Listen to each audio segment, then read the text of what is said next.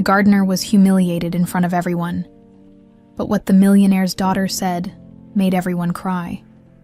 The late afternoon sun cast long shadows across the sprawling Prescott estate as Daniel Morgan stood at the wrought iron gates, his weathered duffel bag slung over one shoulder. His calloused fingers gripped the cold metal for a moment before pushing the intercom button. 20 years of planning had led to this moment. "Prescott residence," a crisp voice answered. "I'm here about the gardening position," Daniel replied, his voice steady despite the storm of emotions raging within him. The gates swung open with a reluctant creak as Daniel walked up the long, winding driveway. His eyes took in the neglected grandeur of the grounds. Once manicured hedges grew wild and untamed. Flower beds lay choked with weeds. Nature, it seemed, was reclaiming what had been forced into submission, much like he intended to do. Perfect cover, he thought. The estate needed someone with his skills desperately. Memories flashed unbidden. His father's warm hands guiding his small ones as they planted seedlings in their family garden. "The Walker touch," his father would say with a proud smile. "We can make anything grow." That was before the Prescotts took everything. Before the mysterious fire. Before the orphanage. The massive colonial-style mansion loomed ahead, its white columns gleaming like bones against the darkening sky. Daniel swallowed hard, forcing down the bile of hatred that rose in his throat. "You must be Morgan." A stern-faced butler appeared at the front door. "Mr. Prescott is expecting you this way." Daniel followed silently, noting every detail of the opulent interior. The crystal chandeliers, the marble floors, the priceless paintings, all purchased with stolen money, his money. The butler led him to a wood-paneled study, where Charles Prescott sat behind an imposing mahogany desk. At 65, Charles still cut an intimidating figure, silver-haired, sharp-eyed, and radiating the cold authority of a man accustomed to getting his way. "So you're the gardener?"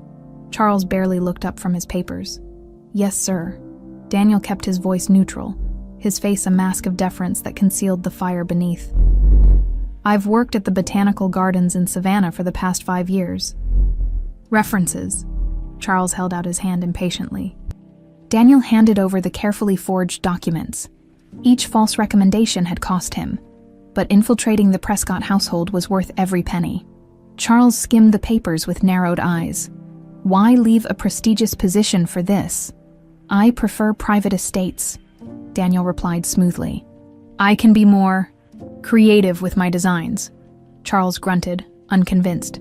"The grounds have been neglected since our last gardener retired.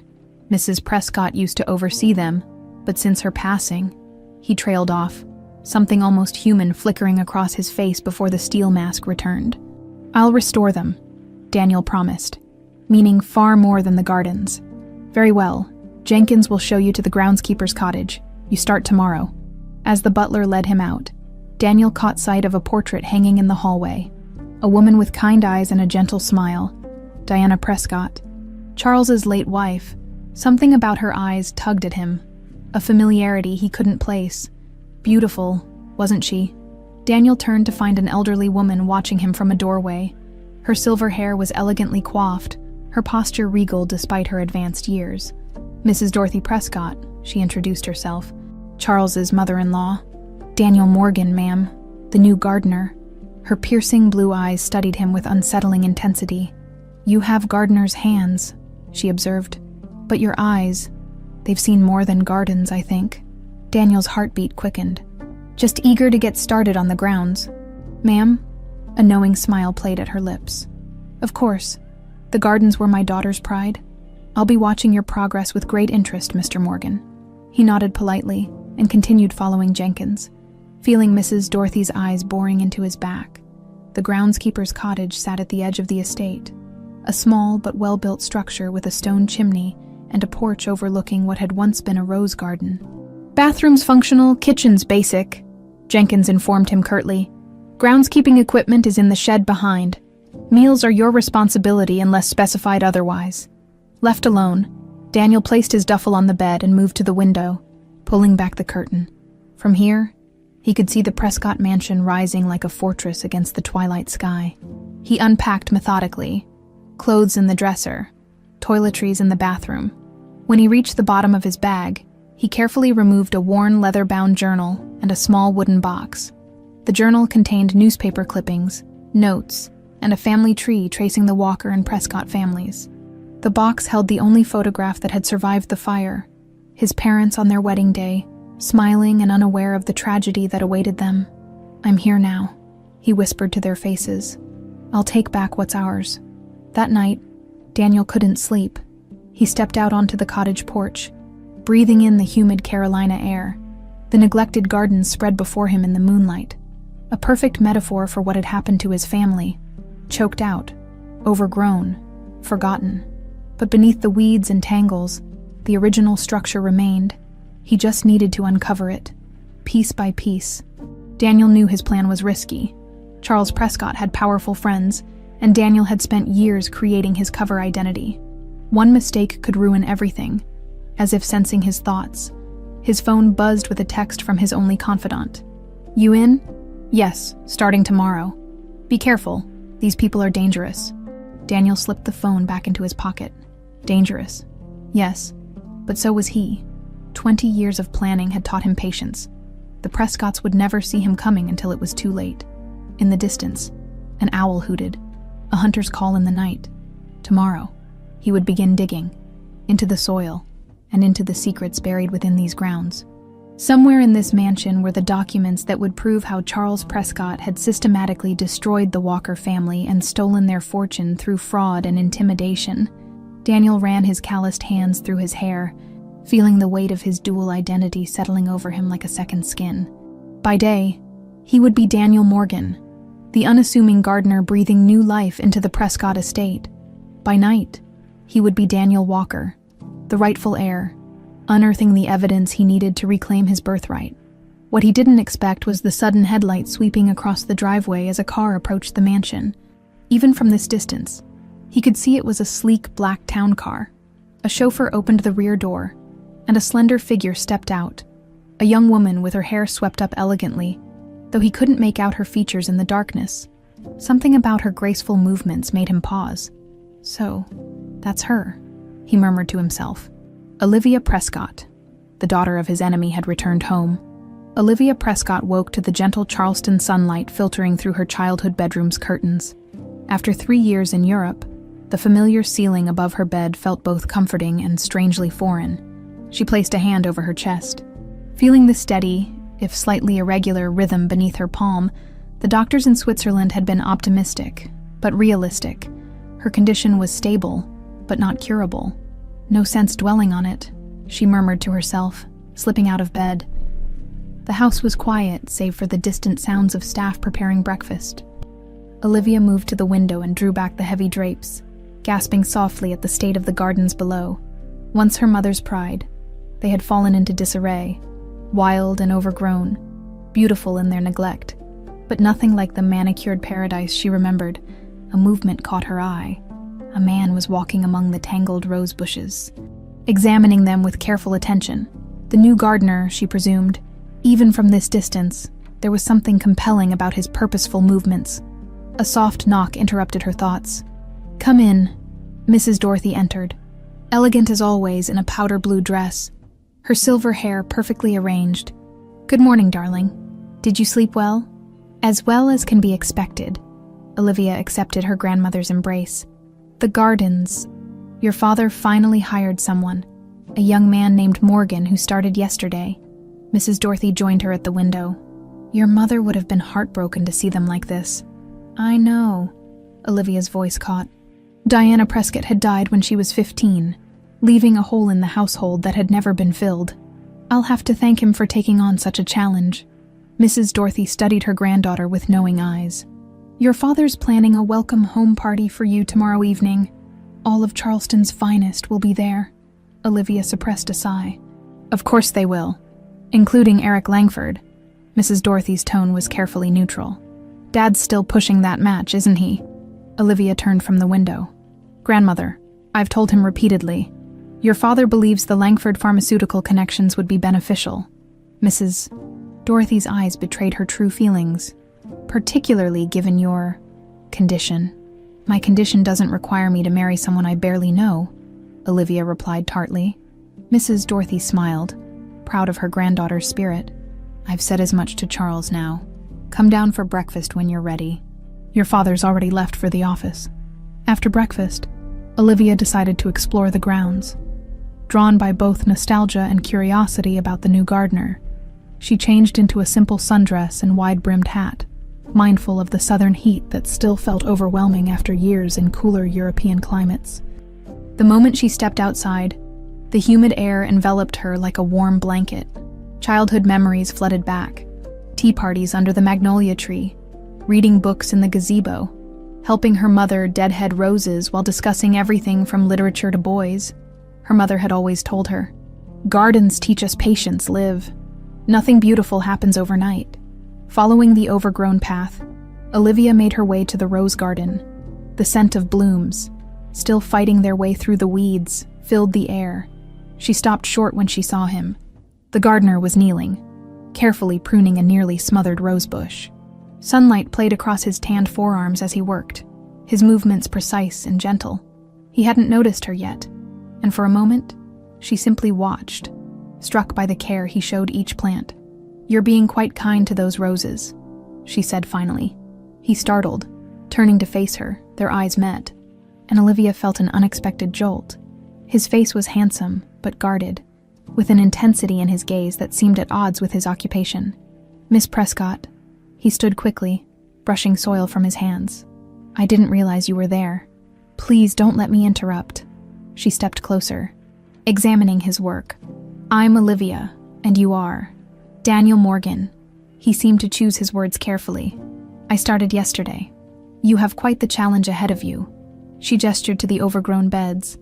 A smile, small but genuine, softened his features. "Nothing that can't be fixed with time and the right attention. My mother would have agreed with you." Nostalgia tightened her throat. These were her gardens. Something flickered in his eyes.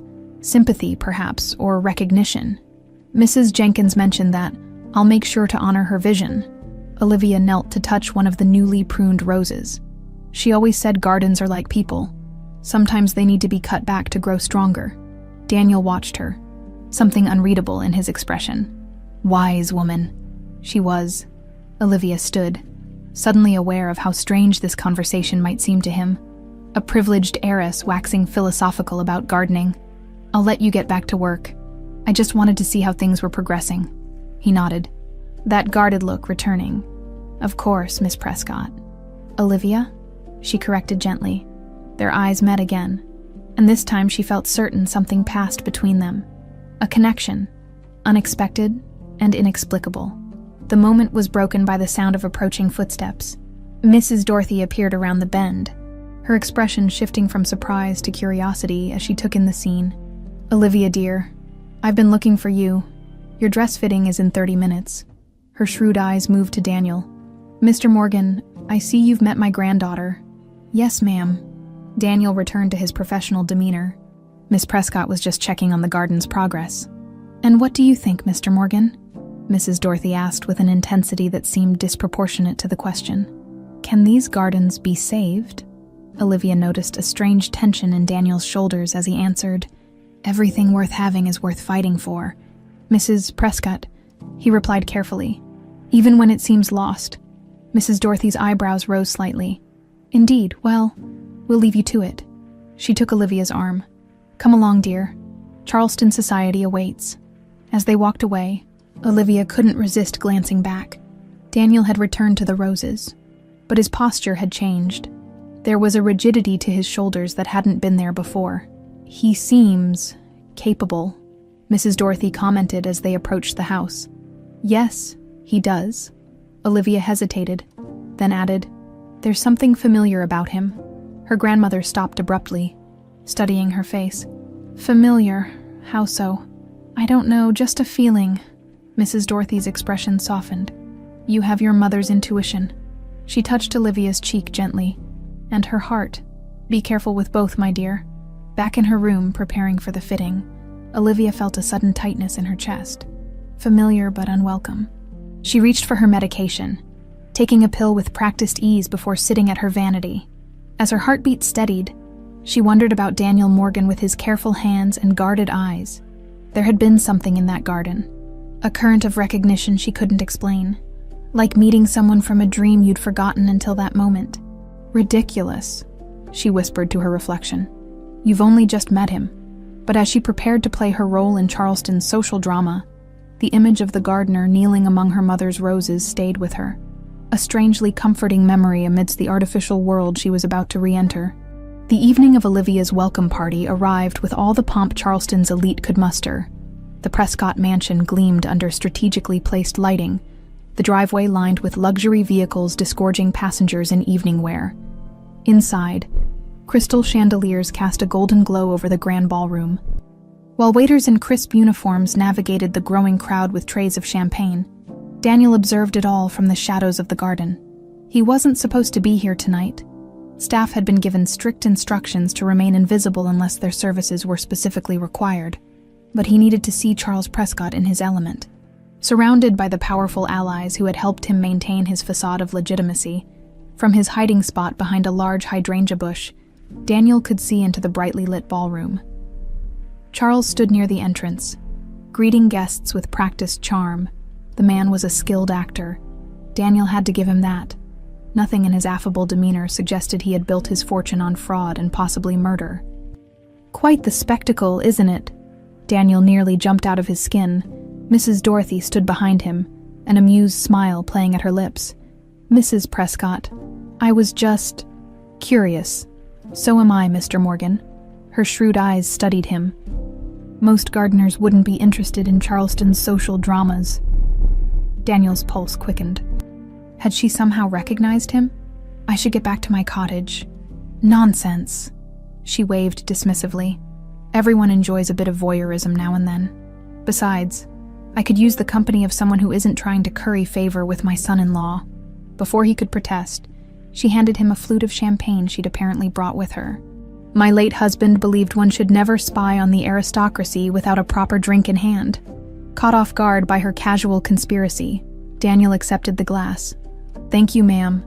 Now, let me give you the cast of characters, she said, nodding toward the ballroom. The silver-haired man by the fireplace is Judge Hamilton, corrupt as they come but useful to Charles. The blonde woman in red is Veronica Sheffield, Charleston's most enthusiastic gossip. And that, she gestured to a tall, well-dressed man entering the room, is Eric Langford. Daniel tensed at the name. Eric Langford was the pharmaceutical heir Charles hoped would marry Olivia, a business alliance disguised as a romance. In his research, Daniel had found numerous connections between Langford Pharmaceuticals and Prescott's real estate ventures, but nothing concrete enough to build his case. Eric moved through the crowd with entitled confidence, accepting greetings with minimal acknowledgement.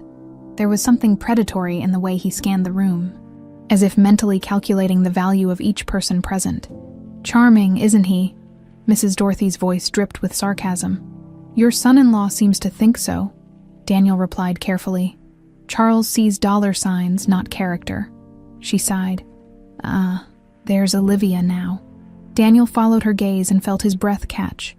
Olivia stood at the top of the grand staircase, a vision in a deep blue gown that seemed to capture the evening sky.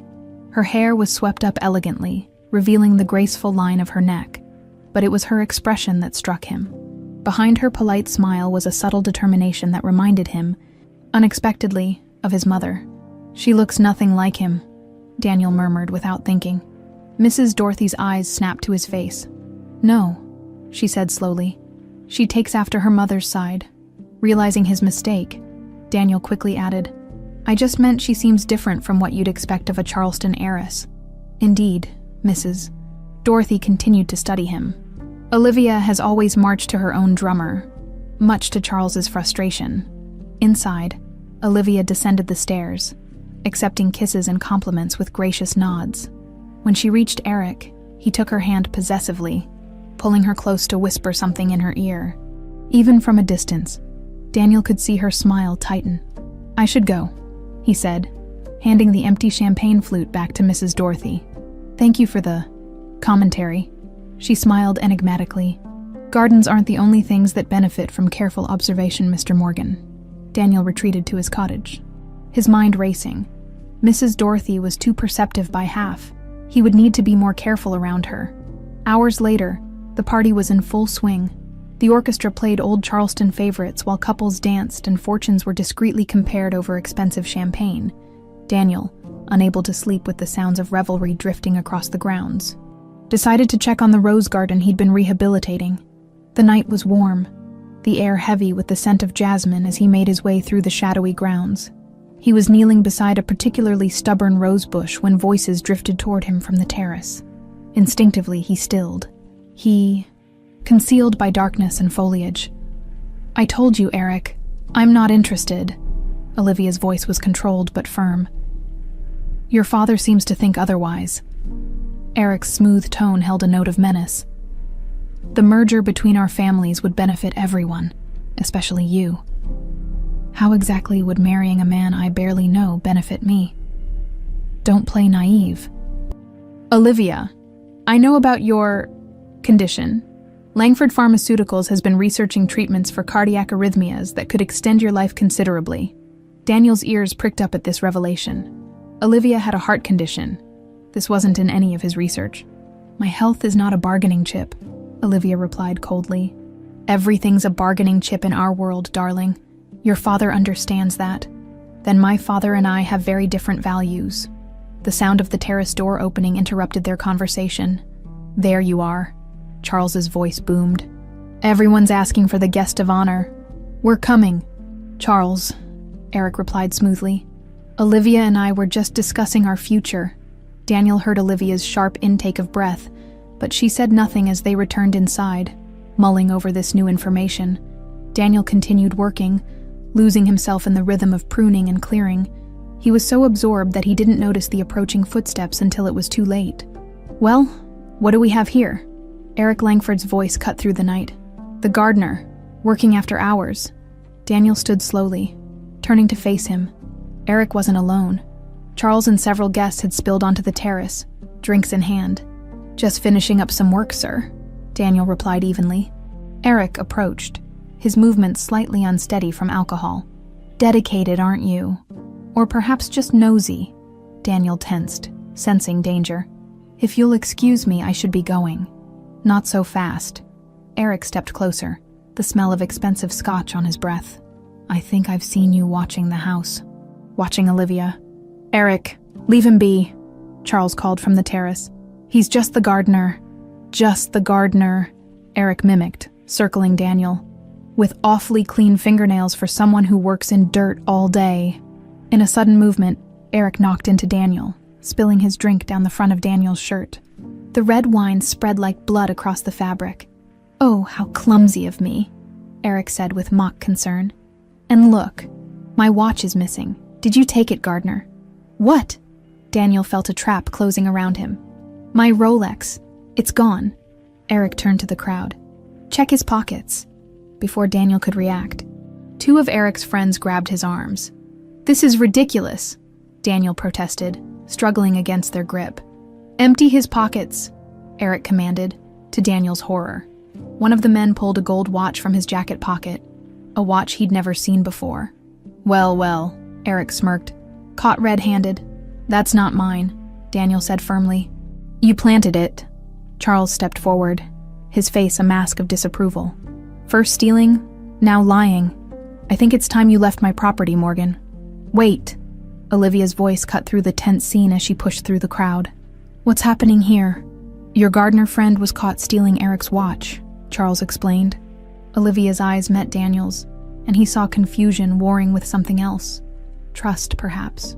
"That's impossible," she said quietly. "The evidence speaks for itself, my dear," Eric replied smugly. "Now, someone call the police." "No," Olivia's voice rang out, stronger now. She stepped forward, placing herself between Daniel and the accusatory crowd. "This man you've humiliated has more honor in his soil-stained hands than all of you combined in your empty souls. If no one will correct this injustice, then I cannot remain silent." A shocked silence fell over the gathering. Charles stared at his daughter in disbelief, while Eric's face contorted with barely contained rage. "Release him," Olivia commanded, and surprisingly, the men complied.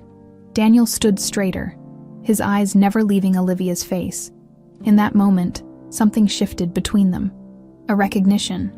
An alliance formed in the crucible of public humiliation. "Thank you," he said softly, meant for her ears alone. 3 days after the disastrous party, Daniel was still employed at the Prescott estate. A miracle he attributed entirely to Olivia's unexpected defense. Charles had reluctantly withdrawn his dismissal, though his cold glares made it clear that Daniel was on thin ice. The morning air was thick with humidity as Daniel knelt in the east garden, transplanting hydrangeas. His mind wasn't on the flowers, however, but on the conversation he'd overheard last night through the mansion's kitchen window. Charles and his lawyer had been discussing the upcoming board meeting of Prescott Developments, where they planned to finalize the acquisition of the old Walker property on the riverfront. "My family's land," Daniel thought bitterly, pressing the soil around a plant with more force than necessary. "You'll kill it if you keep doing that." Daniel looked up to find Olivia watching him, dressed casually in linen pants and a light blouse. Since the party, she'd made a point of visiting the gardens daily, much to her father's obvious displeasure. "Just making sure it's secure," he replied, gentling his touch. She knelt beside him, unconcerned about dirtying her expensive clothes.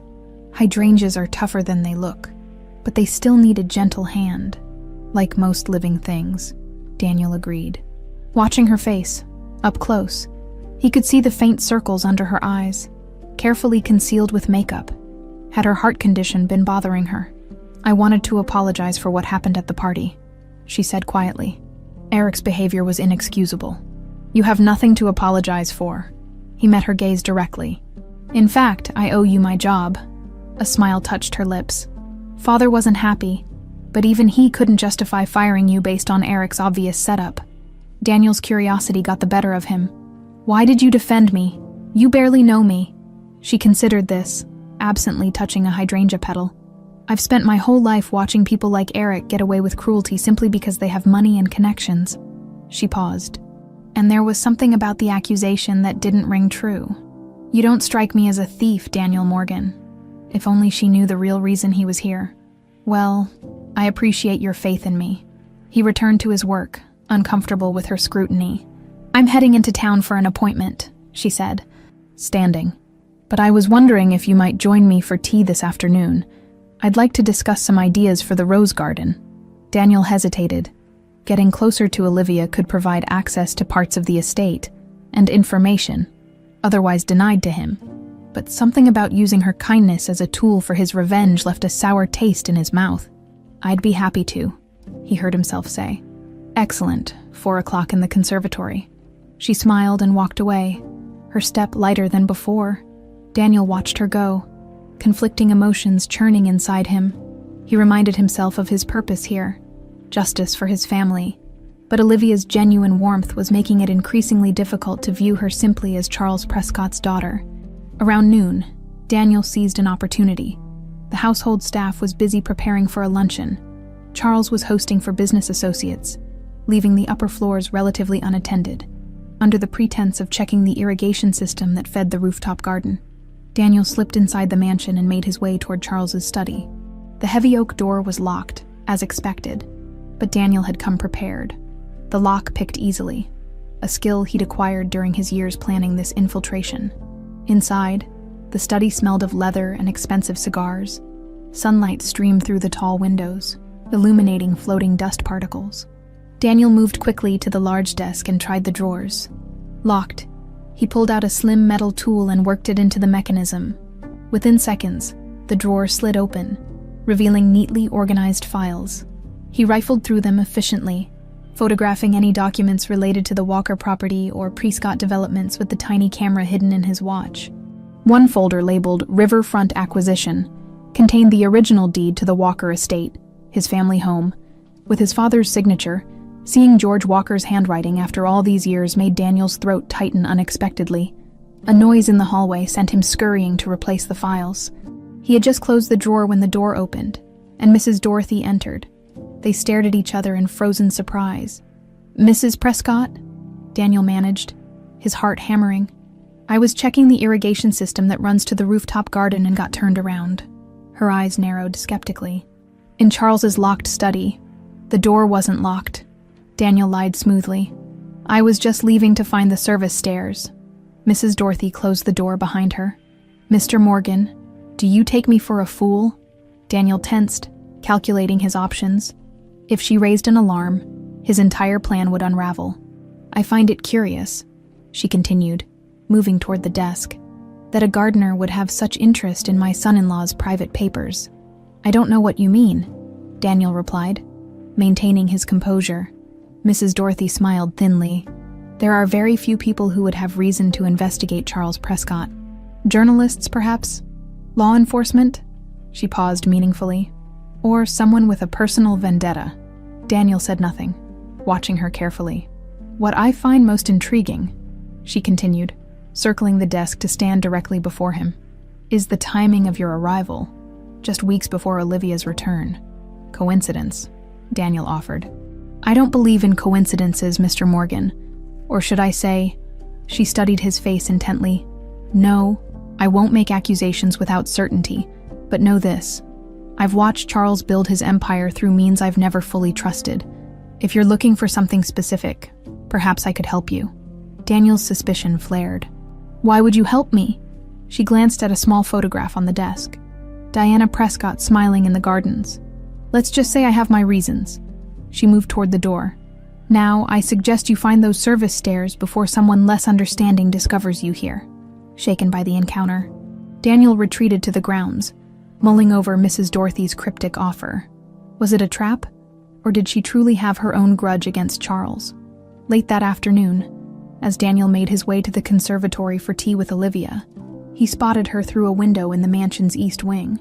She was exiting what appeared to be a small study, clutching a file to her chest with a troubled expression.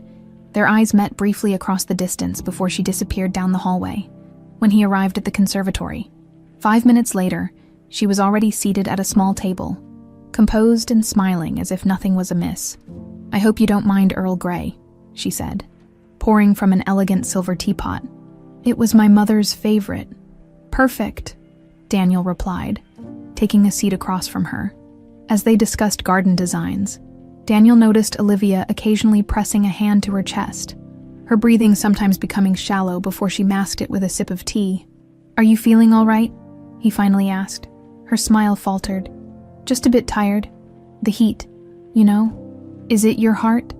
The question slipped out before he could stop it. Olivia froze, teacup halfway to her lips. How did you know about that? Daniel cursed himself inwardly. I overheard Eric mention it at the party, he admitted. I didn't mean to pry. She set down her cup with deliberate care. My condition is not common knowledge. My father prefers it that way. Bad for business to have a defective heiress. The bitterness in her voice surprised him. I'm sorry, he said genuinely. It's a rare arrhythmia, she explained after a moment. Manageable with medication, but... She shrugged, before Daniel could respond. Olivia suddenly clutched her chest, her face contorting in pain. The teacup slipped from her fingers, shattering on the floor as she gasped for breath. Olivia. Daniel was at her side instantly, supporting her as she swayed in her chair. Medication, she whispered, gesturing weakly toward her purse. Daniel fumbled through the bag, finding a small pill bottle. He shook one into her palm, helping her lift it to her mouth with trembling fingers. After she swallowed, he held her hand tightly, watching as the color slowly returned to her face. Should I call a doctor? He asked urgently. She shook her head, her breathing gradually steadying. It will pass, just stay with me. Daniel knelt beside her chair, still holding her hand, acutely aware of its delicate strength. For several minutes, they remained that way in silence, connected by touch and shared vulnerability. I'm sorry you had to see that, Olivia finally said softly. Don't apologize. Daniel looked up at her, struck by how frail and strong she seemed simultaneously. Everyone needs help sometimes. Their eyes met, and something shifted between them, a deepening of the connection that had begun in the rose garden. Outside the conservatory windows, Mrs. Dorothy watched the scene unfold, her expression unreadable as she observed the tenderness between her granddaughter and the mysterious gardener. Eric Langford paced the polished floor of his downtown Charleston office, phone pressed to his ear. The floor-to-ceiling windows offered a panoramic view of the harbor, but his attention was focused inward, on the conversation. I need everything you can find on Daniel Morgan, he barked. Employment history, education, family.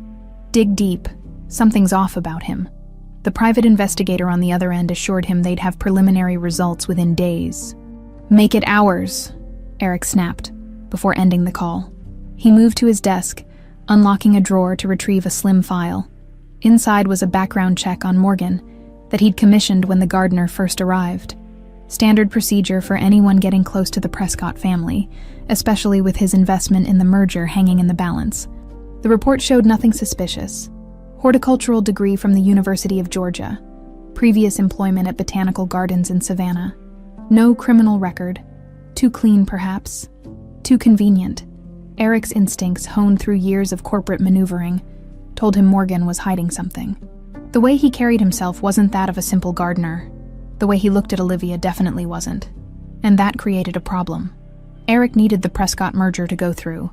His own company's financial situation wasn't as robust as the public believed, and without access to Prescott's real estate holdings as collateral for new loans, Langford Pharmaceuticals would face difficult questions from shareholders. The gardener was a complication he couldn't afford. At the Prescott mansion, Olivia sat cross-legged in the attic, surrounded by dusty boxes.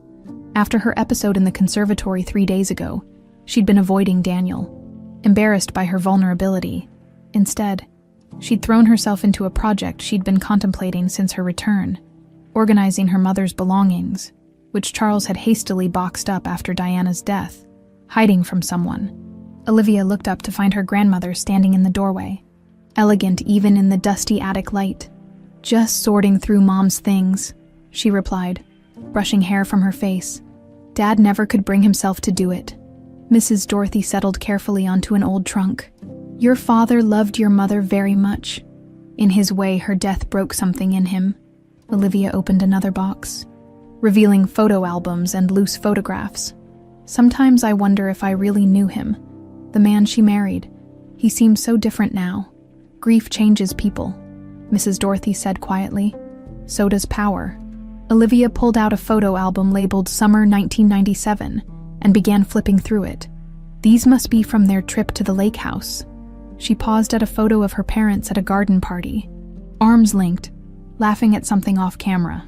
"They were happy then," Mrs. Dorothy confirmed, "before the rivalries became so bitter." "Rivalries?" Olivia looked up curiously. Mrs. Dorothy hesitated. "Your father had business competitors. It's nothing important now," sensing her grandmother was holding back. Olivia returned to the album. She turned another page and froze.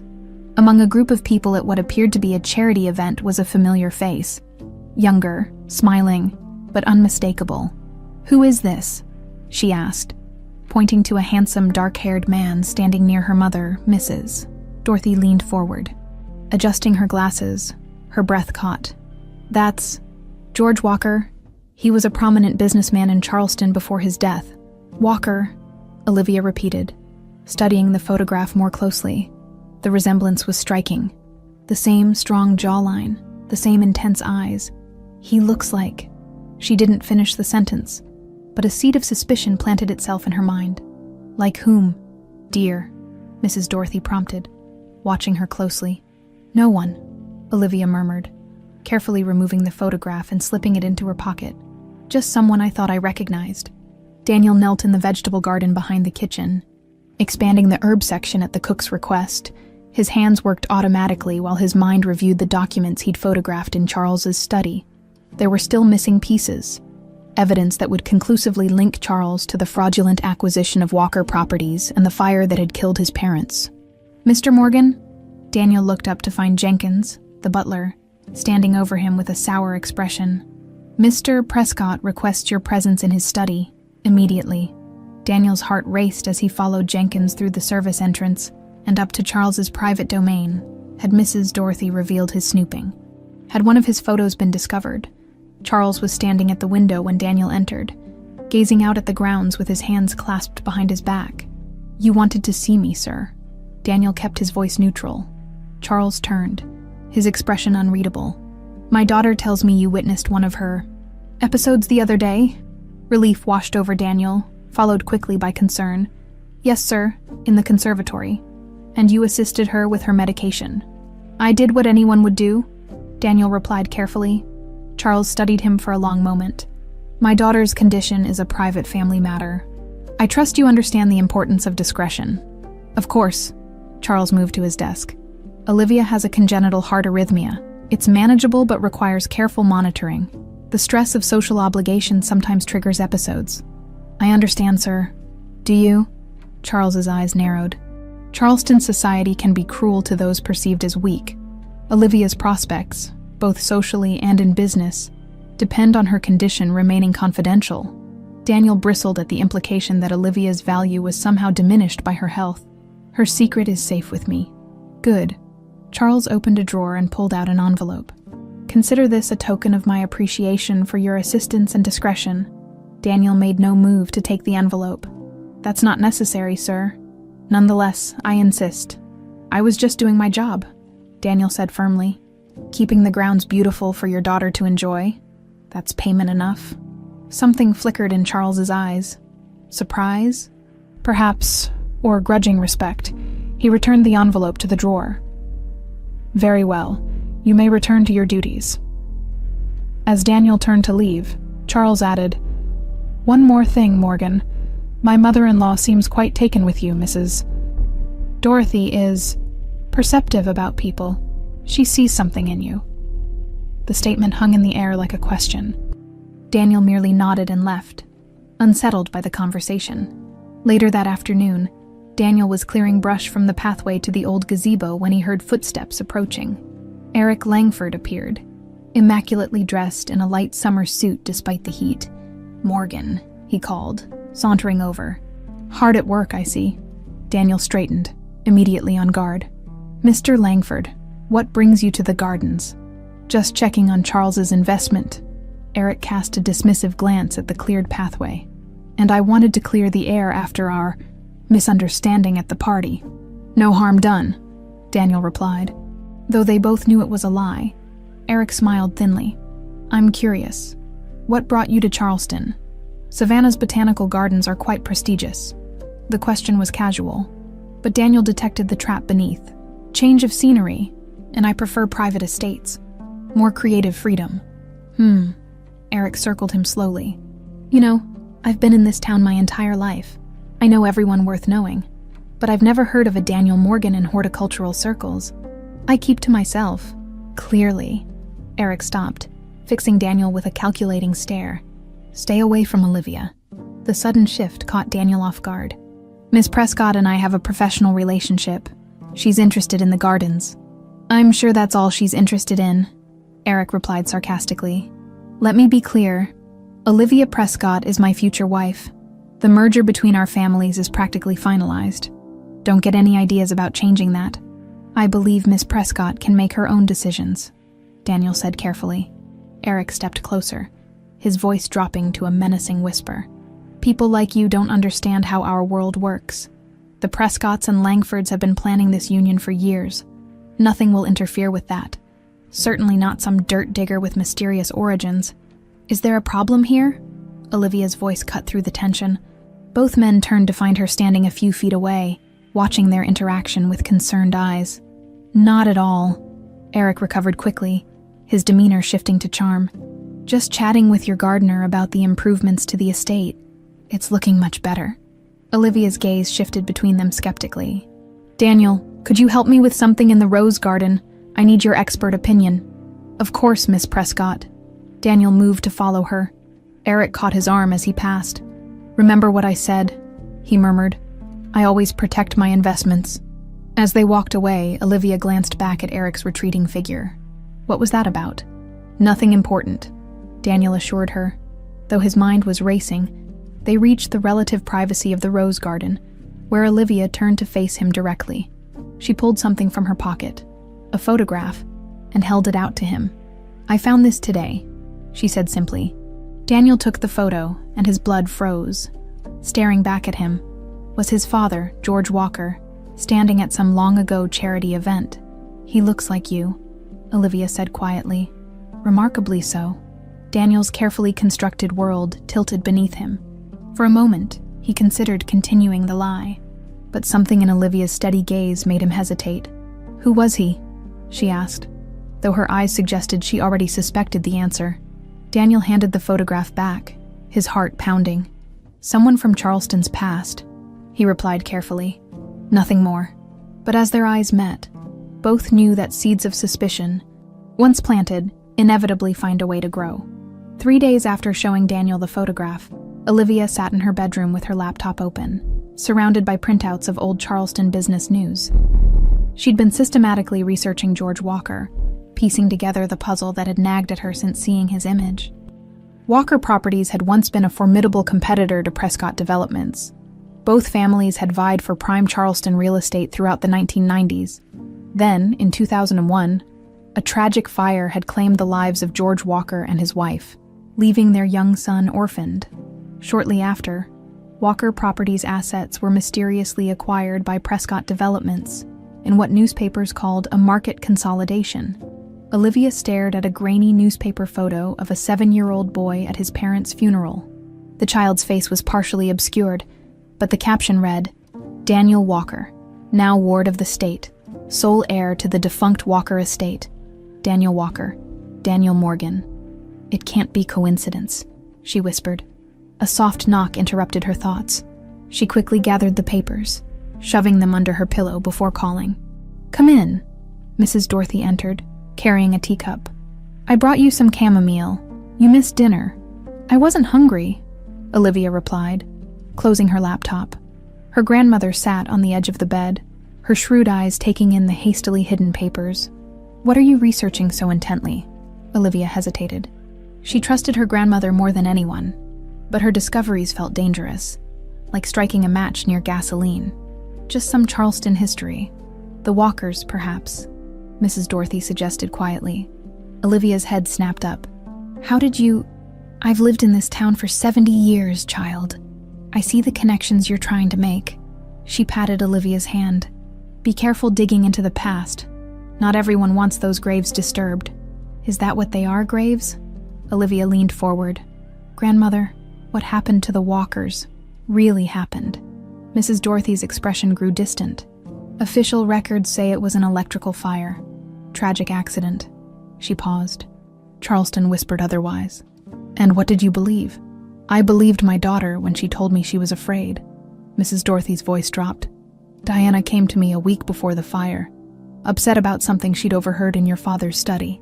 Something about leveraged buyouts and removing obstacles." Olivia felt a chill. "You think Dad was involved?" "I think powerful men protect their interests at any cost." Mrs. Dorothy stood. "If you're determined to pursue this, be smarter than they expect. Trust carefully." She moved to the door, then added, "And remember, blood isn't always thicker than water." After her grandmother left, Olivia returned to her research with renewed determination. By midnight, she had compiled a timeline of the Walker-Prescott rivalry and the suspicious circumstances surrounding the fire. Everything pointed to her father's involvement in the destruction of the Walker family, which meant Daniel Morgan was almost certainly Daniel Walker, the orphaned heir, returned to reclaim what was stolen. In the groundskeeper's cottage, Daniel sat at his small desk, reviewing the evidence he'd gathered. The photographs from Charles's office had revealed suspicious wire transfers to offshore accounts around the time of the fire, but nothing that directly linked Charles to the arson. He opened his father's journal, reading again the entry from a week before the fire. "CEP threatened legal action today over the riverfront proposal. Claims he has leverage that could destroy everything we've built. Lucy is worried, but I won't be intimidated. The Walker name stands for integrity, something Prescott wouldn't recognize if it bit him." Daniel ran his fingers over his father's handwriting, feeling the echo of the man he barely remembered. 20 years of planning, and he was still missing the final piece. Proof that Charles had orchestrated the fire rather than merely profiting from it afterward. A soft knock startled him. He quickly concealed the journal and moved to the door, surprised to find Olivia standing on his porch in the moonlight. "Miss Prescott," he said, momentarily thrown. "Is everything all right? May I come in?" she asked, her expression unreadable. Daniel hesitated, then stepped aside. Olivia entered, her eyes taking in the sparse furnishings and the papers hastily shoved under a book on his desk. "It's late," he said cautiously. "Your father wouldn't approve of this visit." "My father doesn't approve of most things I do." She turned to face him directly. "Daniel, I know who you are." The air between them seemed to crystallize. Daniel remained perfectly still, weighing his options. "I don't know what you mean," he tried. "Don't." Olivia's voice was gentle but firm. "I found the newspaper articles about the fire, about what happened to your family." She paused. "About what my father likely did." Daniel's careful mask cracked. "If you know who I am, then you know why I'm here." "Revenge," she said simply. "Justice," he corrected. Olivia moved to the window, looking out at the main house glowing softly in the distance. "I always sensed there was darkness in my father's past, things my mother wouldn't discuss." She turned back to him. "What do you plan to do?" "Expose him. Take back what's mine. Make him answer for my parents' deaths. And destroy the Prescott name in the process." "Yes." Olivia nodded slowly. "I should turn you in, but you won't," Daniel stated, watching her carefully. "No." She met his gaze directly. "Because I believe in justice too, even when it hurts." Something shifted between them. A new understanding, dangerous and intimate. "How long have you known?" he asked. "I suspected since finding the photograph. I confirmed it 2 days ago." She approached his desk, gesturing to the hidden papers. "May I?" After a moment's hesitation, Daniel moved the book, revealing his carefully assembled evidence. Olivia examined it without comment, her finger tracing the timeline he'd constructed. "You're missing something," she said finally. "The connection to Eric." Daniel frowned. "Eric Langford. He was barely out of college when the fire happened. His father wasn't." Olivia pulled a folded paper from her pocket. "I found this in my father's private email archives. It's from 20 years ago, forwarded from Howard Langford to my father." Daniel unfolded the paper and read, "Charles, the problem is handled. My contact assures me it will look like an electrical malfunction. No connection to us. Once the dust settles, Walker Properties will be ripe for acquisition. The riverfront project can proceed as planned. Burn this email." "Hell." Daniel's hands shook. "This is it, the proof I've been looking for. It implicates Eric's father." "Not mine," Olivia pointed out. "Your father was clearly involved. They worked together. Perhaps." She took back the paper. "But it's not enough for a court. It's circumstantial." Daniel paced the small room. "Why are you showing me this? Why help me destroy your family?" Olivia's eyes filled with unexpected tears. "Because I loved my mother. Because she died believing my father was a good man." She wiped her cheek angrily. "Because I need to know the truth too." Daniel stopped before her, seeing her pain with sudden clarity. This wasn't just his tragedy. It was hers too. Her world was unraveling just as his had 20 years ago. "What will you do now?" she asked. "Keep looking. Find something concrete enough to take to the authorities." Olivia nodded, then pulled out her diary from her bag. "I've been keeping records of everything I've found. You should have this." She handed it to him. "I've written about my suspicions, what my grandmother told me. It might help." Their fingers brushed as he took the small book, and neither pulled away immediately. The touch lingered, electric and frightening in its intensity. "Why trust me?" he asked softly. "Because despite everything, I believe you're a good man, Daniel Walker." Her voice caught on his real name. "And because I know what it's like to live with a broken heart." The double meaning wasn't lost on him. Impulsively, he reached out, his fingers gently touching her cheek where a tear had fallen. "I never expected," he began, then stopped. "Neither did I," she whispered. The moment stretched between them, fragile and dangerous. Then Olivia stepped back, composing herself. "I should go, if my father discovers I'm gone." Daniel nodded, reluctantly letting his hand fall. "Be careful. Eric has been asking questions about me." "I know, he's coming for dinner tomorrow." She moved to the door. "I'll keep looking through my father's files. There must be more evidence." "Olivia," he called softly as she reached for the handle. "Thank you." She looked back at him, her expression complex. Fear, determination, and something deeper mingling in her eyes. "Don't thank me yet. This isn't over." After she left, Daniel sat for a long time with her diary in his hands. His mission suddenly complicated by feelings he'd never anticipated when he'd first stepped through the gates of the Prescott estate. Dark clouds gathered on the horizon as Daniel inspected the newly installed irrigation system in the East Garden. The Weather Service had issued warnings about a severe storm approaching Charleston. unusual for this time of year. He worked methodically, securing loose equipment and covering delicate plants. His mind elsewhere. 3 days had passed since Olivia's midnight revelation. 3 days of stolen glances and carefully choreographed encounters in the gardens that appeared casual to any observer, but were charged with shared secrets. They hadn't spoken privately again, both aware of the increasing scrutiny from Eric, who had taken to dropping by the estate. Unannounced, a rumble of thunder echoed across the grounds as the first heavy drops began to fall. Daniel gathered his tools, intending to wait out the storm in his cottage. When Mrs. Dorothy appeared on the terrace, "Mr. Morgan," she called, "Charles wants the topiaries covered before the worst hits. There are tarps in the garden shed." Daniel nodded, changing direction toward the shed as the rain intensified. The wind picked up, bending the tall pines that bordered the property. By the time he reached the shed, he was soaked. Inside, he found Olivia already there, struggling with a large tarp. "What are you doing here?" he asked, surprised. "Grandmother sent me to help." She pushed wet hair from her face, said something about the storm being too much for one person. Daniel glanced outside skeptically. Mrs. Dorothy's matchmaking was becoming less subtle by the day. "We should hurry," he said, grabbing additional tarps. "This looks serious." Together they battled the worsening conditions, securing tarps over the prized topiaries and moving potted plants to shelter. The wind howled around them, rain coming sideways in stinging sheets. A crack of lightning split the sky, followed immediately by a deafening thunderclap. "Daniel!" Olivia pointed toward the main house. A massive oak branch had broken free, crashing through the conservatory glass roof. They raced across the lawn as another lightning bolt illuminated the scene. Water poured through the shattered glass onto the antique furniture below.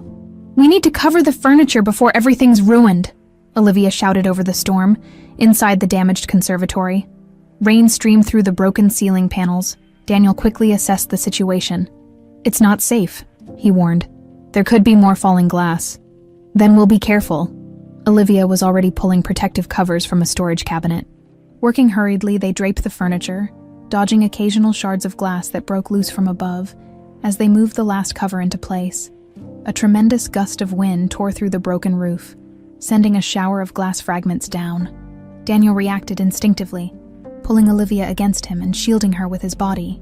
When the glass stopped falling, they remained frozen in place, hearts racing from the near miss.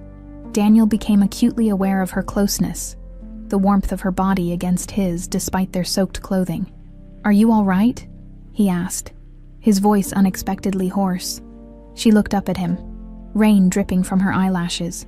"Yes," she whispered, making no move to step away. The moment stretched between them, the howling storm outside fading into background noise. Daniel knew he should release her, maintain the boundaries necessary for his plan, but something stronger than vengeance held him in place. A loud crash from elsewhere in the house finally broke the spell.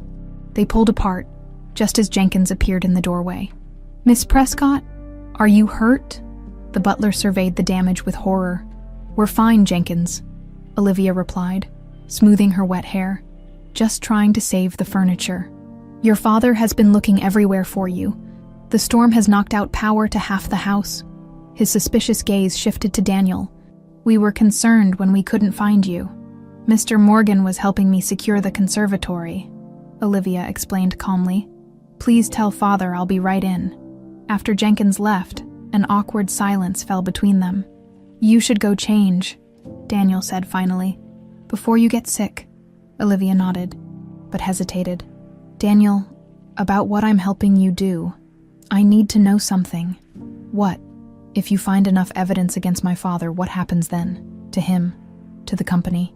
Daniel had asked himself the same question repeatedly since their conversation in his cottage. His original plan had been straightforward. Expose Charles publicly, reclaim his family's assets, watch the man who murdered his parents, face justice. Now, seeing the complex pain in Olivia's eyes, those clear lines had blurred. "I don't know anymore," he admitted. "I've wanted revenge for so long. I never thought about what comes after." "I've been thinking about it," she said quietly. "Whatever my father did, there are hundreds of people whose livelihoods depend on Prescott developments. If the company collapses, that's not my concern," Daniel replied, more harshly than intended. Isn't it? Would your parents want their legacy to be more suffering? The question struck him like a physical blow. Before he could respond, another crash echoed from somewhere in the mansion. "I should go," Olivia said. "Be careful heading back to your cottage." Daniel watched her leave, her question echoing in his mind as the storm raged around them. The next morning revealed the storm's full impact. Trees were down throughout the property.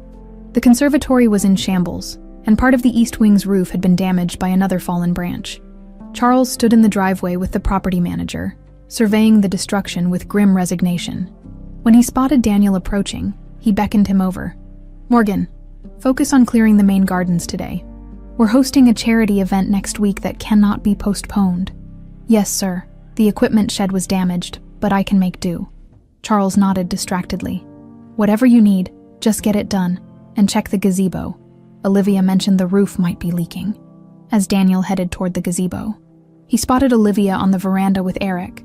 Their conversation appeared tense, Eric gesturing emphatically while Olivia stood with arms crossed defensively. When she noticed Daniel watching, something passed across her face.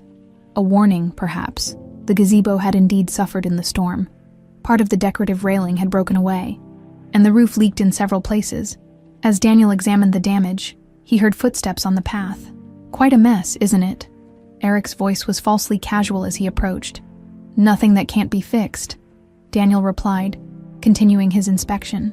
"That seems to be your specialty, fixing things." Eric circled the gazebo slowly. "But sometimes things are broken beyond repair, like trust." Daniel stiffened. "Was there something specific you needed, Mr. Langford?" Eric smiled thinly. "Just checking the storm damage.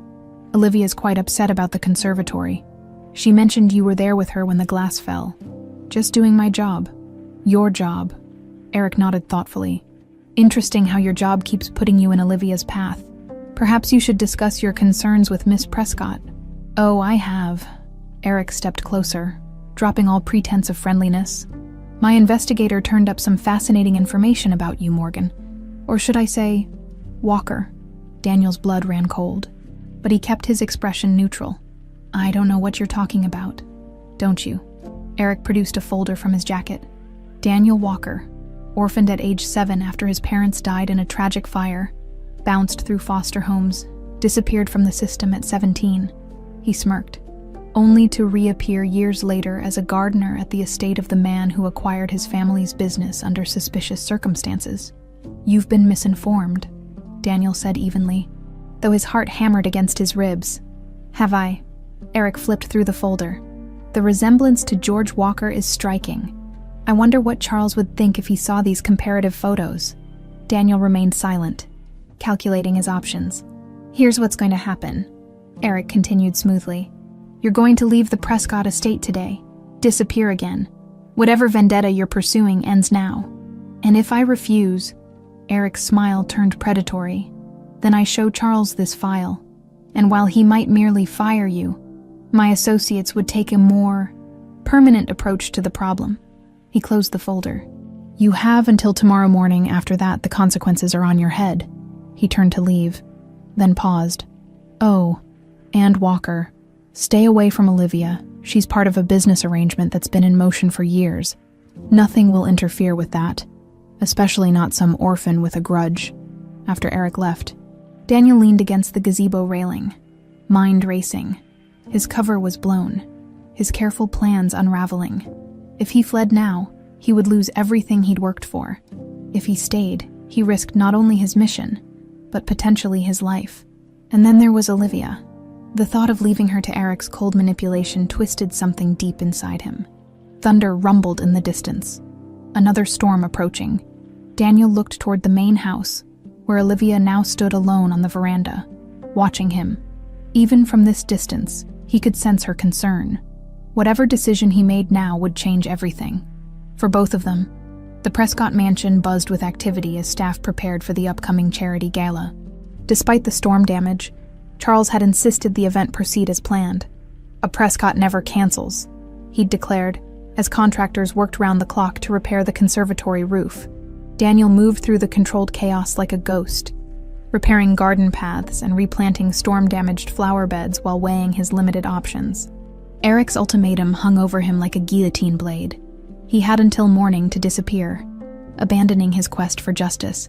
And Olivia, he hadn't told her about Eric's threat. Their only communication since the storm had been meaningful glances across the grounds, both aware they were being watched. Eric had barely left the estate, positioning himself as Charles's right hand in overseeing repairs, his true purpose transparent to Daniel, keeping them apart. By mid-afternoon, Daniel had made his decision. He wouldn't run. Not again. Whatever came next, he would face it head-on. He was finishing work on a damaged trellis when Mrs. Dorothy approached. "Mr. Morgan," she called, her tone deliberately formal for the benefit of nearby staff. "Could you assist me in the East Garden? There's a matter requiring your expertise."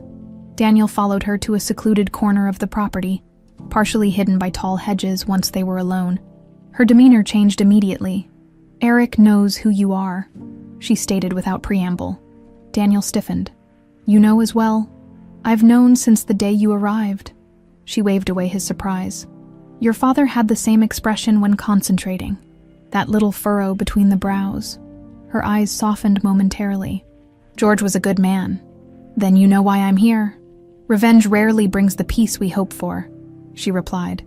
"But that's not why I brought you here. Olivia asked me to give you this." She handed him a folded note. Daniel opened it cautiously, recognizing Olivia's elegant handwriting. "Eric knows everything. He has threatened to expose you to father after the gala. Meet me in the old boathouse at 11 tonight. Come alone and be careful. There may be a way out for both of us."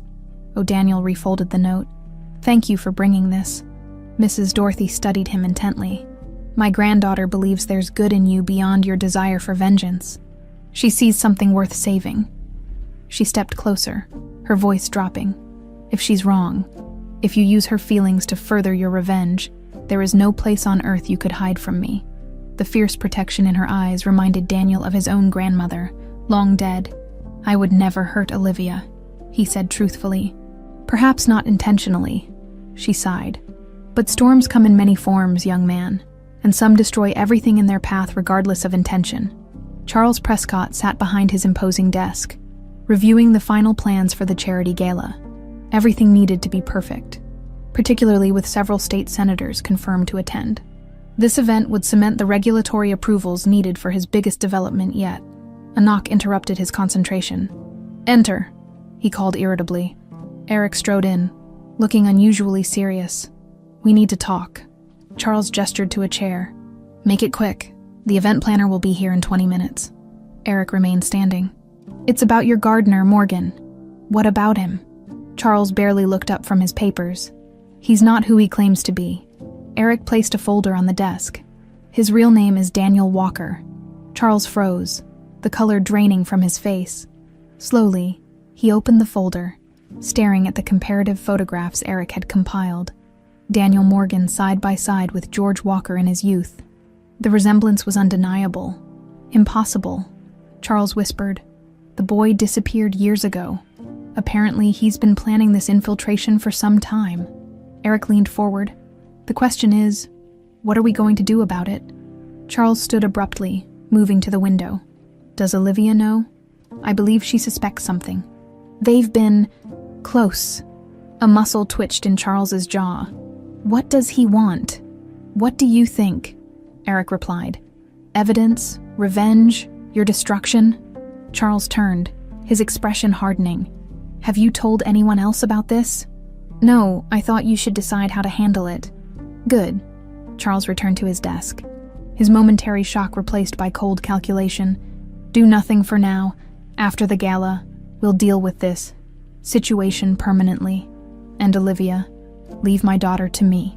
The old boathouse stood at the edge of the Prescott property, partially hidden by weeping willows that trailed their branches in the water. Once a charming spot for summer gatherings, it had fallen into disuse after Diana's death. Daniel approached cautiously at the appointed hour, alert for any sign of a trap. The moon provided just enough light to navigate the overgrown path. When he reached the weathered wooden structure, he found the door slightly ajar, a faint light glowing inside. Olivia sat on an old bench, a battery-powered lantern casting shadows across her troubled face. She wore a simple dress with a light jacket, her hair loose around her shoulders. When she saw him, relief flooded her expression. "You came," she said softly. "I couldn't stay away." He remained near the door. "Eric threatened me." "I know. He's been boasting to Father about his discovery." She twisted her hands in her lap. "They're planning something.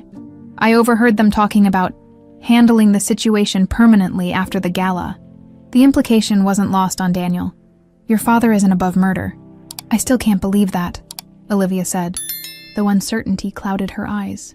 "But Eric, there's a coldness in him I've always sensed." "I need to leave," Daniel said reluctantly. "Tonight?" "No." Olivia stood suddenly. "I have a better plan. The gala is our opportunity." "For what?" "To expose everything, publicly, where they can't silence you." She pulled a flash drive from her pocket. "I found it, Daniel. The proof we've been looking for." Daniel took the small device, hope and suspicion warring within him. "What is it?" "Records of payments to the man who set the fire. Correspondence between my father and Howard Langford planning the acquisition of Walker Properties. Everything." She stepped closer. "I accessed Father's private cloud storage. The password was my mother's birthday." Daniel clutched the flash drive, hardly daring to believe. "This is enough to go to the authorities." "No." Olivia shook her head firmly. "The police in Charleston are in my father's pocket. This needs to be public, in front of witnesses who can't be bought or threatened." "The gala," Daniel realized. "You want to expose him at his own charity event, in front of state senators, business leaders, and the press." Olivia's eyes gleamed with determination. No one could cover it up. The plan was bold, perhaps too bold. "It's dangerous, Olivia, if they suspect anything. What choice do we have?" She placed her hand over his. "My father and Eric are planning something permanent for you. And once you're gone, I'll be forced into marriage with a man who sees me as nothing but a business acquisition." The warmth of her touch traveled up his arm, settling somewhere near his heart. "Why are you risking everything for me? Your father isn't the man I thought he was." Pain flashed across her face. "And maybe I'm not the daughter he thought I was either." Daniel hesitated, torn between his mission and concern for her safety. "What exactly are you proposing?" "The gala includes a multimedia presentation about Prescott Development's charitable work. I've arranged for you to have access to the technical booth. All you need to do is substitute our evidence for their corporate video at the right moment. It could work.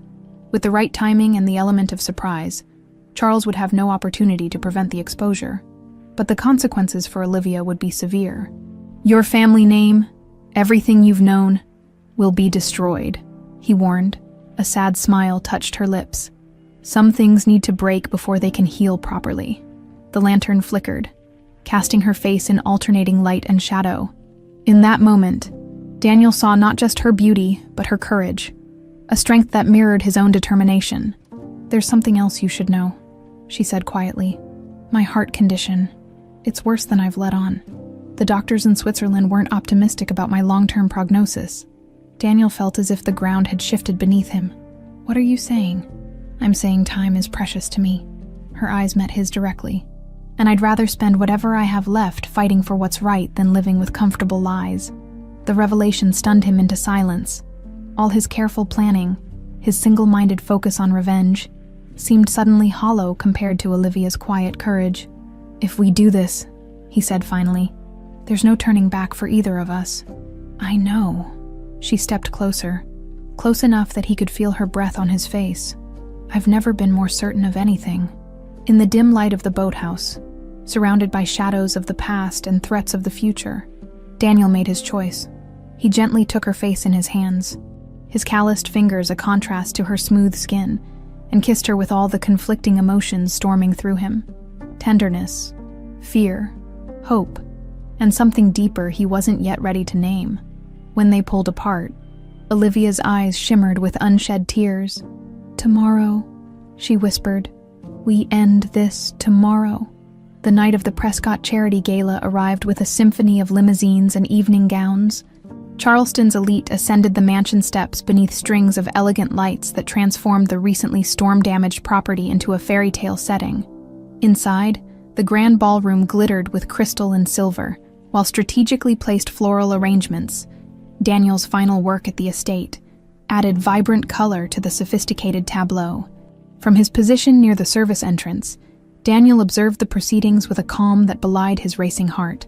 He wore the black suit Olivia had left in his cottage, a catering staff uniform that would allow him to move through the event unquestioned. The flash drive felt impossibly small in his pocket. Considering the weight of its contents, across the room, Olivia made her entrance on her father's arm, resplendent in an emerald gown that caught the light with each movement. She played her role perfectly. The dutiful daughter, the gracious hostess, giving no indication of their plan. Only Daniel recognized the tension in her smile. The subtle scanning of the room until her eyes briefly met his. A nearly imperceptible nod passed between them. 20 minutes until the presentation. 20 minutes until everything changed. Eric Langford circled the room like a shark, charming senators and flattering donors while keeping Olivia firmly in his orbit. Whenever she drifted toward the edges of the gathering, he would materialize at her side, a possessive hand at the small of her back. Daniel noticed the slight stiffening of her posture each time, the tiny flinch that only someone watching closely would catch. Mrs. Dorothy approached Daniel under the guise of requesting a service. Her voice pitched for others to hear. The arrangements in the east alcove need adjustment. Then, barely moving her lips, "Be careful. Eric's men are watching the technical booth." Daniel's pulse quickened. "How many?" "2, near the service corridor." She fingered her pearls nervously. "Olivia is too pale.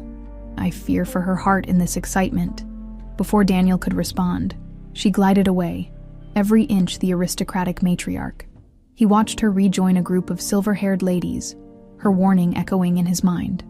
If Eric's security was monitoring the technical booth, their plan was compromised. 15 minutes, he needed to warn Olivia. Daniel moved through the crowd with practiced invisibility, a tray of empty champagne glasses providing his cover. As he passed near Olivia's group, he deliberately fumbled, sending a glass tumbling to the floor with a crash that drew all eyes. "I'm so sorry, Miss Prescott," he apologized, kneeling to collect the shattered pieces. "It's quite all right," she replied smoothly, bending slightly to assist him under her breath. "What's wrong?" "Eric has men at the booth," he murmured, maintaining his submissive posture. "We need another way." Her face betrayed nothing as she straightened. "The main presentation computer is in Father's study," she whispered. "I'll create a diversion. 10 minutes. Before he could protest, she was moving away. Accepting an apologetic glass of champagne from a passing waiter, Daniel retreated to the service area, mind racing. The study would be locked. Possibly guarded, the risk was multiplying with each passing minute. The orchestra transitioned to a waltz. Charles Prescott stood at the center of the ballroom, raising his hands for attention. "Ladies and gentlemen, in just a few moments we'll begin our presentation on the Prescott Foundation's charitable initiatives. But first, I'd like to thank you all for your generous support, especially after the recent storm damage to our beloved estate." Polite applause rippled through the crowd. Charles continued, his practiced charm in full display. "None of this would be possible without the unwavering support of my daughter, Olivia, who has taken a special interest in our children's hospital wing." All eyes turned to Olivia, who smiled graciously, though Daniel could see the strain at the corners of her eyes. Suddenly, she pressed a hand to her chest, her smile faltering. It wasn't part of their plan. "If you'll excuse me," she said, her voice barely audible before she swayed alarmingly. Several guests gasped. Charles rushed to her side as she collapsed, catching her before she hit the floor. "Olivia!" he cried, genuine fear breaking through his composed facade. "Someone call an ambulance!" The ballroom erupted in controlled chaos. Mrs. Dorothy pushed through the crowd, kneeling beside her granddaughter. "Her medication, in her evening bag," she instructed sharply. Daniel stood frozen, torn between rushing to Olivia and recognizing the unexpected opportunity, with all attention focused on the medical emergency. The path to Charles's study was momentarily clear. Making his decision, he slipped away from the ballroom, moving swiftly through the now empty corridors. Charles's study door was locked as expected, but Daniel's years of preparation hadn't been wasted. Within seconds, the lock yielded to his specialized tools. Inside, the computer hummed on the massive desk. Daniel inserted the flash drive, quickly locating the presentation files. His fingers flew across the keyboard, replacing the corporate video with the damning evidence Olivia had uncovered. Just as he finished, voices approached in the hallway. "Need to secure the study," a man was saying. "Mr. Langford's orders." Daniel pocketed the flash drive and slipped behind a heavy curtain. Moments before the door opened, 2 security men entered, scanning the room. "Looks clear," one reported into his radio. "Study is secure. Stay posted outside," came Eric's voice through the static. "No one enters until the situation with Miss Prescott is resolved." The men left, closing the door behind them. Daniel waited several tense minutes before emerging from his hiding place. The substitution was complete, but now he was trapped. And more importantly, Olivia's collapse had seemed genuinely serious. A service panel in the wall caught his attention, like many old Charleston mansions. The Prescott estate had been built with hidden passages for servants to move unobtrusively. Daniel pressed the panel, revealing a narrow corridor. Ducking inside, he made his way back toward the main hall. Guided by the sounds of commotion, he emerged near the front entrance just as paramedics wheeled Olivia out on a stretcher, her face alarmingly pale beneath an oxygen mask. Charles followed, his expression haunted. Eric hung back, speaking intently with his security team. "Change of plans," Daniel caught as he moved closer. "Use the confusion to handle our gardener problem now." Daniel retreated into the shadows as Eric's men dispersed. Clearly searching for him, the gala guests were being ushered into the dining room by staff, assured that the presentation would continue shortly. No one had yet checked the modified files. Outside, the ambulance sirens wailed. Daniel watched through a window as they loaded Olivia, Mrs. Dorothy climbing in beside her. Charles stood on the driveway, looking suddenly older and smaller than Daniel had ever seen him. The revelation struck without warning. Revenge meant nothing if Olivia died. In that moment of clarity, Daniel made his choice. The evidence would have to wait. Olivia couldn't face this alone. He slipped out a side entrance. Moving toward the gardener's cottage where his motorcycle was hidden, he'd follow the ambulance to the hospital. Consequences be damned. Behind him, the mansion blazed with light, the gala continuing in subdued fashion. Daniel had just reached his cottage when a sharp pain exploded in the back of his head. He stumbled, turning to face his attacker. Eric Langford stood there with 2 security men, a cold smile on his face. "Going somewhere, Walker?" "Olivia needs me," Daniel managed, fighting to stay conscious. "What Olivia needs is a husband who can manage her condition properly.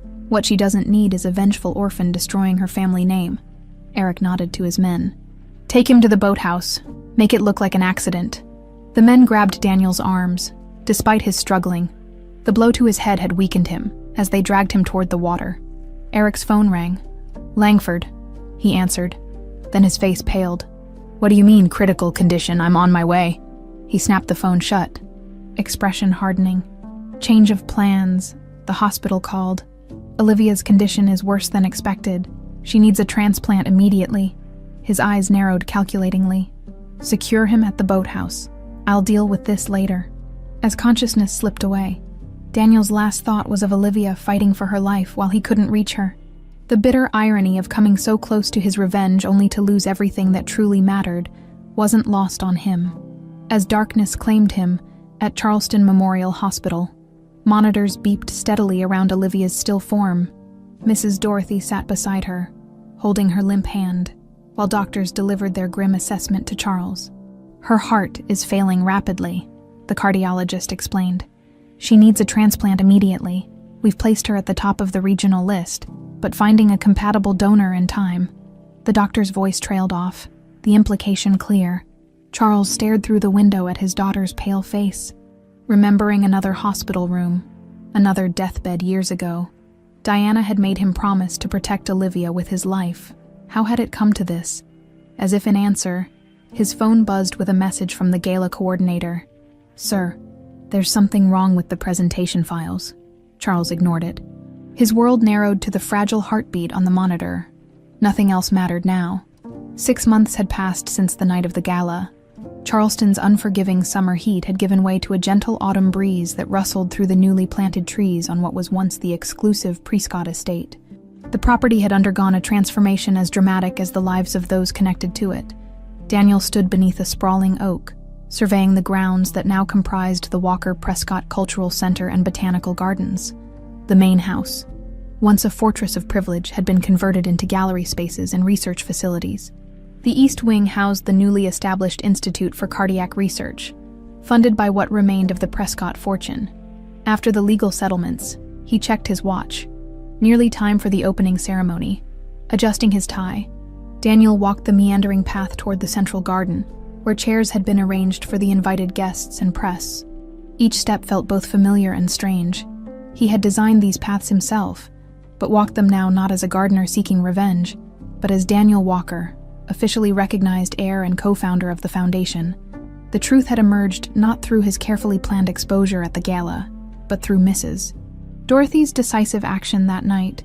While Olivia fought for her life and Daniel lay unconscious in the boathouse, the family matriarch had taken the flash drive to the state attorney general, a woman beyond Charles's influence. By morning, the investigation was underway, unstoppable even by Charleston's old power structures. "Nervous?" a warm voice asked from behind him. Daniel turned to find Mrs. Dorothy approaching, elegant as always despite the cane she now relied upon. The months had taken their toll on her, but her eyes remained sharp and knowing. "A little," he admitted. "It still doesn't feel real sometimes." She patted his arm affectionately. "George would be proud of what you've done here. Diana, too." They continued together toward the gathering crowd. Reporters checked their equipment while caterers arranged refreshments under a white tent. The story had captured national attention. Old money, corporate fraud, attempted murder, and ultimate redemption. Newspapers had called it Charleston's greatest scandal and the fall and redemption of legacy fortunes. "Have you seen her this morning?" Mrs. Dorothy asked softly. "Not yet. The doctor wanted a final check before the ceremony."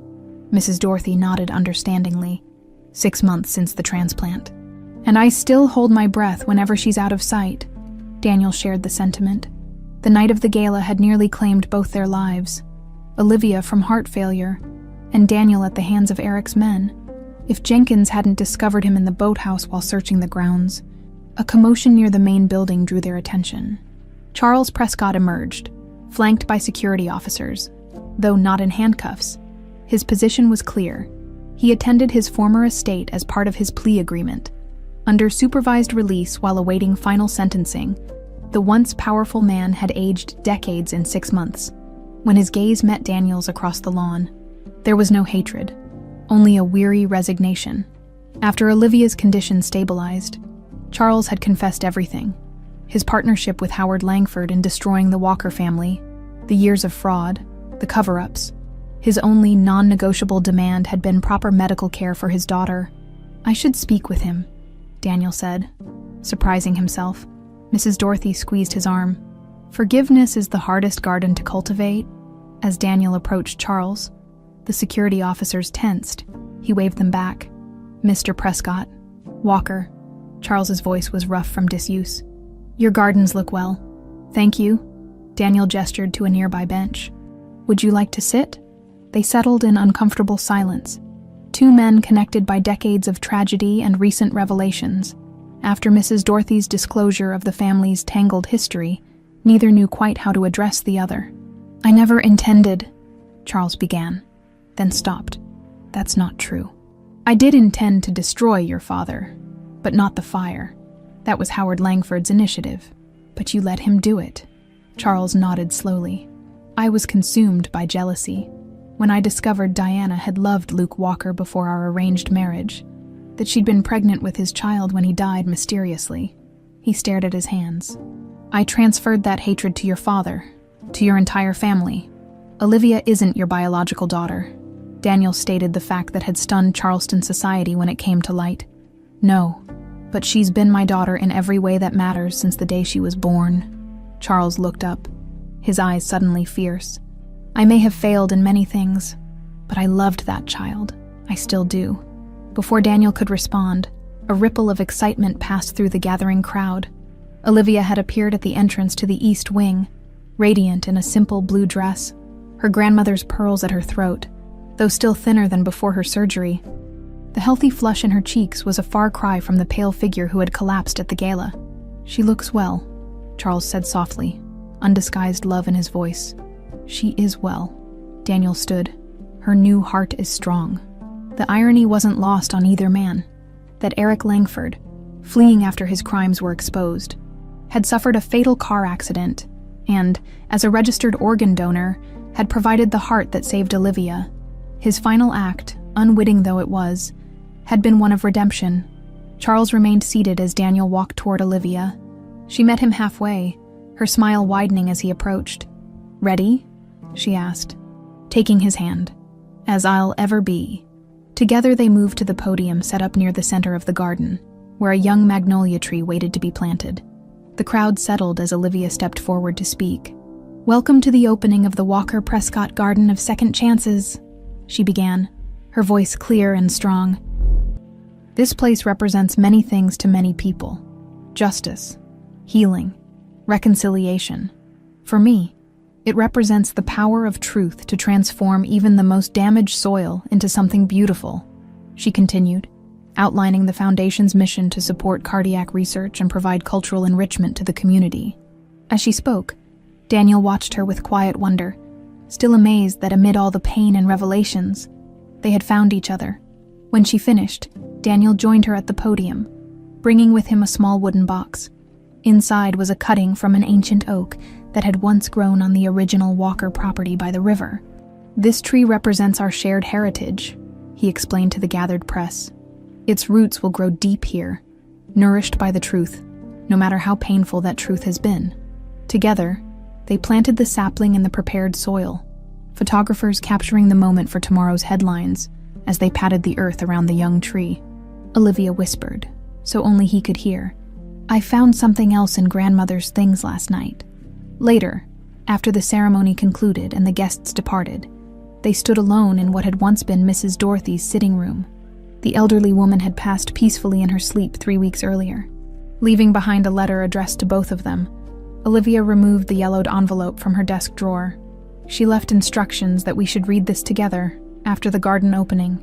The letter, written in Diana Prescott's flowing hand, was dated just days before her death 15 years ago. "My dearest daughter and nephew, if you're reading this, my mother has deemed it time for the final truth to emerge. The true legacy of a family lies not in its possessions, but in its ability to forgive. The union that reconciles bloodlines torn apart by hatred is the only wealth that truly matters. I never had the courage to tell you, Olivia, that your father was not Charles, but Luke Walker, the great love of my life, taken from me before I could become his wife. Luke never knew about you, and Charles raised you as his own, partly from love for me, partly from his need to control the Walker legacy. Daniel, you were just a child when I last saw you at your parents' funeral. I suspected even then what Charles and Howard had done, but I was too weak to stand against them. That failure has haunted me until now. My final wish is that somehow, someday, you two might find each other and heal the wounds that our generation created. Blood calls to blood, and love has a way of finding its rightful path, even through the darkest forest, with eternal love." Diana, tears streamed down Olivia's face as she finished reading. Daniel took her hand, his own vision blurred. "She knew," Olivia whispered. "Somehow, she knew we would find each other." Daniel nodded, remembering the strange sense of recognition he'd felt upon first meeting Olivia in the rose garden, a connection that transcended their circumstances. As the setting sun cast long shadows through the windows, they stood together before the portrait of Diana that now hung in a place of honor. Outside, their newly planted tree caught the golden light, its young leaves trembling in the gentle breeze, a living symbol of a legacy reclaimed, transformed from roots of tragedy to branches of hope. "The garden is just the beginning," Daniel said softly. "There's still so much to rebuild." Olivia leaned against him,